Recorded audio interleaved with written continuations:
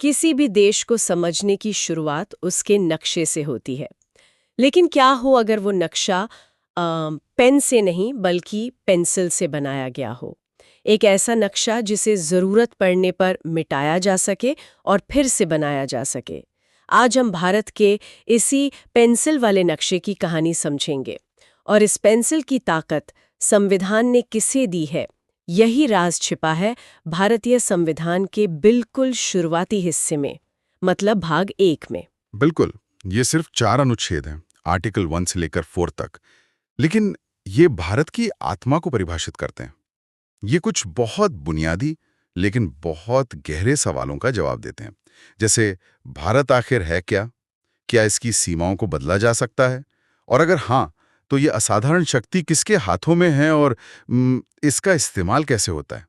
आज की इस चर्चा में हम दिए गए स्रोतों के आधार पर इन परतों को एक-एक करके खोलेंगे। ठीक है, तो चलिए शुरू करते हैं।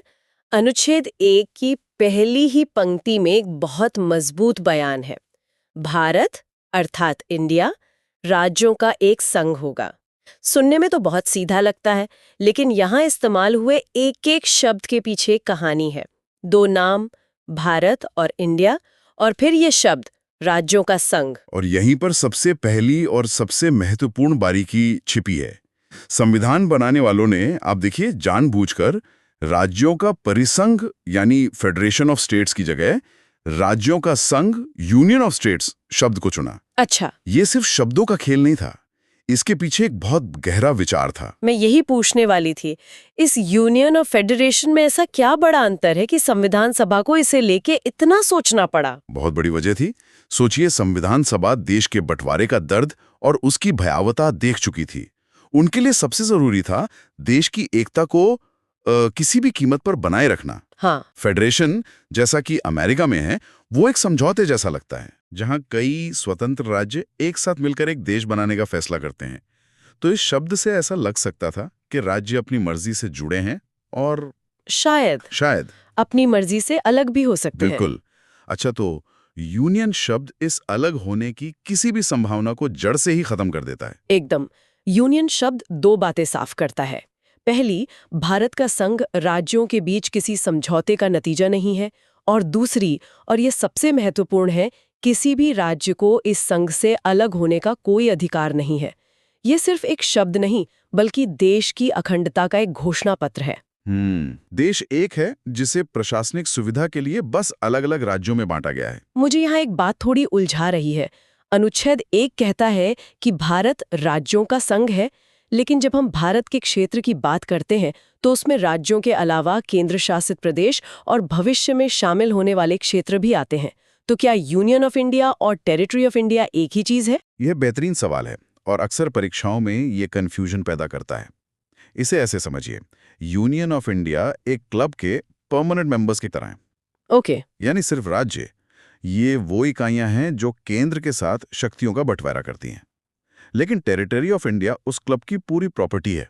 अच्छा। इसमें मेंबर्स मतलब राज्य तो हैं ही, साथ में गेस्ट एरिया यानी केंद्र शासित प्रदेश और भविष्य में खरीदी जा सकने वाली जमीन मतलब अधिग्रहित क्षेत्र, वो भी शामिल हैं। इसलिए टेरिटरी ऑफ इंडिया का दायरा यूनियन ऑफ इंडिया से कहीं ज्यादा बड़ा है। वाह, ये एनालॉजी तो शानदार है। इससे बात बिल्कुल साफ हो जाती है। ठीक है, तो अनुच्छेद 1 ने तय कर दिया कि भारत क्या है और क्लब की मौजूदा प्रॉपर्टी में कौन-कौन शामिल है। बिल्कुल। लेकिन क्या भारत की सीमाएं हमेशा के लिए तय हो गई? क्या इस क्लब में कोई नया सदस्य या कोई नई जमीन शामिल नहीं हो सकती? और यहीं पे अनुच्छेद 2 की एंट्री होती है। ये भारत के लिए एक तरह से वेलकम गेट का काम करता है। ये अनुच्छेद संसद को 2 तरह की शक्ति देता है। पहली, भारत संघ में नए राज्यों को शामिल करने की शक्ति, और दूसरी, नए राज्यों की स्थापना करने की शक्ति। यहाँ ध्यान देने वाली बात यह है कि ये उन क्षेत्रों के बारे में है जो उस समय भारत का हिस्सा नहीं है। मतलब ये पूरी तरह से बाहरी क्षेत्रों के लिए हाँ है। जी। अगर भारत किसी विदेशी क्षेत्र को अपने में मिलाता है तो उसे एक राज्य या केंद्र शासित प्रदेश का दर्जा देने की शक्ति संसद को अनुच्छेद 2 से मिलती है। इसका कोई असल जिंदगी का उदाहरण है हमारे पास? हाँ, सबसे प्रसिद्ध उदाहरण स्रोतों में भी दिया गया है, सिक्किम का।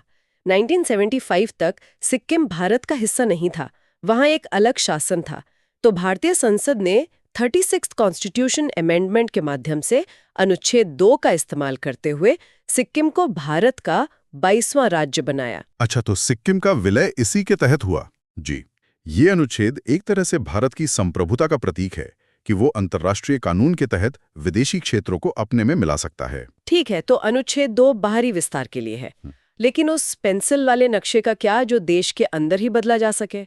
मतलब क्या हम घर के अंदर कमरों की दीवारें भी बदल सकते हैं? और यहीं से बात सबसे दिलचस्प हो जाती है।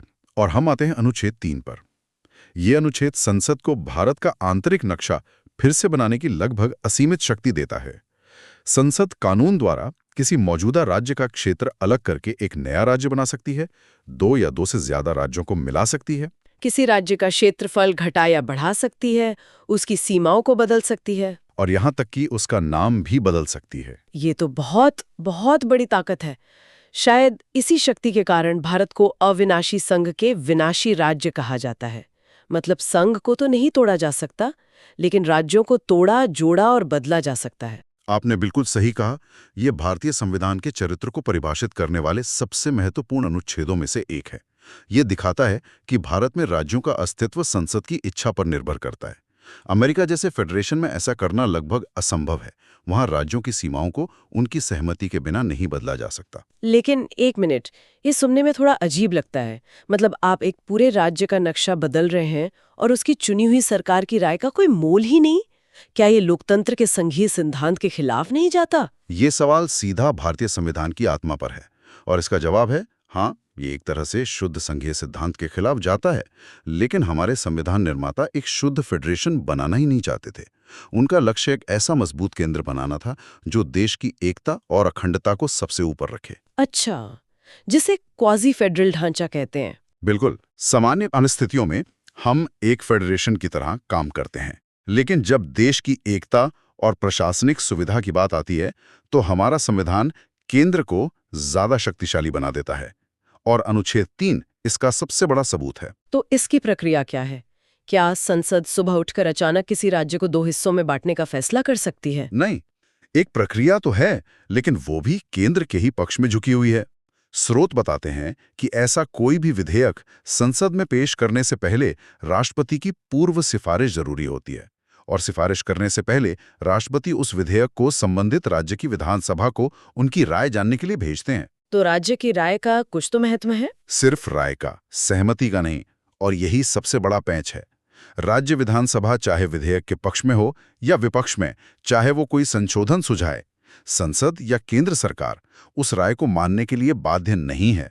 वो राज्य के मत को स्वीकार या अस्वीकार करने के लिए पूरी तरह से स्वतंत्र हैं। ये सिर्फ एक औपचारिकता है। मतलब अंतिम निर्णय पूरी तरह से संसद का ही होता है। हाँ, इसके तो हमने कई उदाहरण देखे हैं, जैसे 2000 में उत्तर प्रदेश से उत्तराखंड, बिहार से झारखंड और मध्य प्रदेश से छत्तीसगढ़ का बनना। और हाल ही में 2014 में आंध्र प्रदेश से तेलंगाना का गठन। ये सब अनुच्छेद 3 के तहत ही हुआ। बिल्कुल। और तेलंगाना का मामला तो बहुत ताजा उदाहरण है। ये सिर्फ एक प्रशासनिक फैसला नहीं था। इसके पीछे कई दशकों का आंदोलन, अनशन और एक बहुत गहरा सांस्कृतिक और आर्थिक संघर्ष था। तो अनुच्छेद 3 ने उस लंबे समय से चली आ रही जनाकांक्षा को एक संवैधानिक रास्ता दिया, भले ही आंध्र प्रदेश की विधानसभा ने इसके पक्ष में राय नहीं दी थी। ठीक है, तो अब तस्वीर साफ हो रही है। अनुच्छेद 2 बाहरी सीमाओं के लिए, अनुच्छेद 3 आंतरिक फेरबदल के लिए। संसद के पास अपार शक्ति है, लेकिन इतना बड़ा काम करने के लिए, जैसे एक नया राज्य बनाना, जरूर कोई बहुत जटिल कानूनी प्रक्रिया होगी। मतलब इसके लिए संविधान में संशोधन तो करना ही पड़ता होगा, है ना? ये एक आम धारणा है, लेकिन यहीं पर अनुच्छेद 4 एक बहुत बड़ा स्पष्टीकरण देता है। अनुच्छेद 4 खुद में कोई शक्ति नहीं देता, बल्कि अनुच्छेद 2 और 3 को लागू करने की प्रक्रिया को सरल बनाता है। अच्छा, वो कैसे? ये साफ तौर पर कहता है कि अनुच्छेद 2 या 3 के तहत बनाया गया कोई भी कानून जिससे देश की सीमाओं में बदलाव होता है, उसे संविधान के अनुच्छेद 368 के तहत संविधान संशोधन नहीं माना जाएगा। अरे वाह! तो मतलब तेलंगाना बनाने के लिए संविधान में संशोधन की जरूरत ही नहीं पड़ी। ये तो बहुत बड़ी बात है। मैं हमेशा सोचती थी कि इतने बड़े बदलाव के लिए 2/3 बहुमत जैसी जटिल प्रक्रिया लगती होगी। आपने बिल्कुल सही पकड़ा। इसका मतलब है कि एक नया राज्य बनाने या किसी राज्य की सीमा बदलने जैसे बड़े काम के लिए संसद को किसी विशेष बहुमत की आवश्यकता नहीं है। तो फिर ये कैसे होता है? ये काम एक साधारण विधेयक यानी ऑर्डिनरी बिल और साधारण बहुमत से ही किया जा सकता है। मतलब सदन में उपस्थित और मतदान करने वाले सदस्यों में से आधे से अधिक का समर्थन। संविधान निर्माता शायद ये सुनिश्चित करना चाहते थे कि प्रशासनिक जरूरतों के हिसाब से देश की आंतरिक संरचना को बदलना बहुत जटिल ना हो। और अनुच्छेद 4 में दूसरी भी कोई बात थी? हाँ, दूसरी बात इसी से जुड़ी है। जब भी कोई नया राज्य बनता है तो संविधान की पहली अनुसूची और चौथी अनुसूची में भी बदलाव करना पड़ता है। अनुच्छेद 4 कहता है कि ये जरूरी संशोधन भी उसी साधारण बहुमत वाले कानून से ही हो जाएंगे। इसके लिए अलग से कुछ नहीं करना पड़ेगा। तो अगर हम इन चारों अनुच्छेदों को एक साथ रखकर देखें तो एक पूरी तस्वीर बनती है। संक्षेप में अगर मैं इसे रखने की कोशिश करूं, अनुच्छेद 1 कहता है कि भारत राज्यों का एक अविभाज्य संघ है। अनुच्छेद 2 संसद को बाहरी क्षेत्रों को देश में शामिल करने का रास्ता देता है। अनुच्छेद 3 संसद को देश का आंतरिक नक्शा फिर से बनाने की पूरी आज़ादी देता है। और अनुच्छेद 4 कहता है कि ये सब कुछ एक साधारण कानूनी प्रक्रिया से हो सकता है। बिल्कुल सही सारांश है। स्रोत के एग्जाम ओरिएंटेड नोट्स भी इसी बात पर जोर देते हैं। क्षेत्रीय पुनर्गठन के मामले में संसद के पास सर्वोच्च शक्ति है और राज्यों की सहमति अनिवार्य नहीं है। और इन चारों में अनुच्छेद 3 से सबसे ज्यादा सवाल बनते हैं, क्योंकि ये केंद्र और राज्यों के बीच शक्ति संतुलन को सीधे तौर पर दिखाता है। तो संविधान के ये पहले 4 अनुच्छेद मिलकर एक ऐसे भारत की तस्वीर बनाते हैं जो बाहर से मजबूत और एकजुट है, लेकिन जिसकी आंतरिक संरचना बेहद लचीली है, जिसे समय और जरूरत के हिसाब से बदला जा सकता है। और ये हमें एक बहुत ही विचारणीय प्रश्न पर लाकर छोड़ता है। स्रोत हमें ये तो स्पष्ट रूप से बताते हैं कि भारत के नक्शे को फिर से बनाने की अपार शक्ति संसद में निहित है। तंत्र तो संविधान में मौजूद है, लेकिन ये एक बड़ा सवाल खड़ा करता है। कोई राष्ट्र अपनी अखंडता बनाए रखने और नए राज्यों की मांग करने वाली क्षेत्रीय आकांक्षाओं को समायोजित करने के बीच संतुलन कैसे बनाता है? इसका जवाब सिर्फ कानून में नहीं, बल्कि उन राजनीतिक और सामाजिक ताकतों में छिपा है जो इन बदलावों को प्रेरित करती हैं और तय करती हैं कि नक्शे पर पेंसिल कब और कहां चलेगी।